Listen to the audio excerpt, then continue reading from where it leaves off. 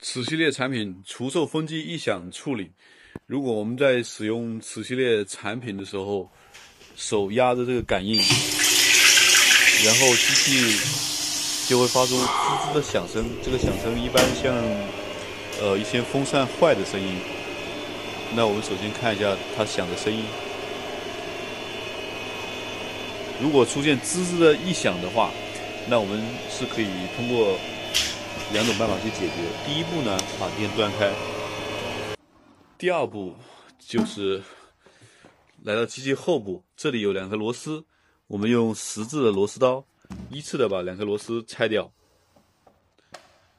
好，这边这颗我刚才拆了。好，这个时候把上盖打开，我们先可以把螺丝放一边，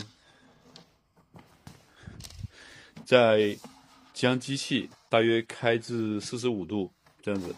我们来到机器的内部，这里有个防水罩，防水罩这里也有个螺丝，把这个螺丝拆掉。拆掉以后，整个这个防水罩可以拿掉。拿掉以后，我们来到机器的内部，这是一块主控制板。发出异响的就是下面这个除臭分机。我们有2种办法，第一种，如果我们不要这个除臭分机这个功能，那我们直接找到控制它的连线，这里有一个插座，从这里数1、2、3，第3个插座，把这个插座拔掉，它这个整个分机就不会工作，这是最简单的办法。如果我们还想要这个功能的话，那我们就也把这个插座拔掉，然后把这个主板这个螺丝拆掉。这里有颗螺丝，这个地方也有颗螺丝，这2颗螺丝都拆掉以后，把这整个主板拿起来。拿起来呢，这一个束壳，这个束壳底下打开，就是这样的一个风扇。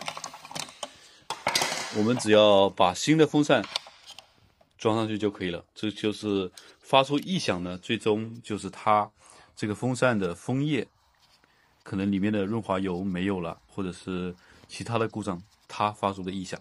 只要把这个组件换掉，或者是把给这个风扇供电的这个插座拔掉，2种方法，具体怎么操作就看自己的需求。如果不要这个功能，拔插座；如果还要这个功能，换这个分机。这样子就可以完全就可以把这个故障处理掉。